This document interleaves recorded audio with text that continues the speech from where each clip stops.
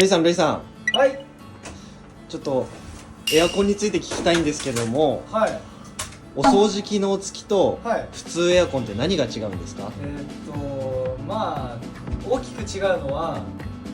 お掃除機能がついてるかついてないかなんですけど、っていうのが基本的にこのフィルターって言われるのを、ノーマルエアコンは普通にこうやって取って自分でお掃除するっていうのが普通なんですけど、お掃除機能付きっていうのはこの上にお掃除ロボットがついてて、フィルターのホコリを回収して自動的に掃除をしてくれるよっていう機能が、主にお掃除機能との違いかなっていうところです。はい、はい、ありがとうございます。はい。宮城県にリフォーム会社とハウスクリーニング会社はたくさんあるけど、こんなにやり方をオープンにしてる会社うちしかなくない？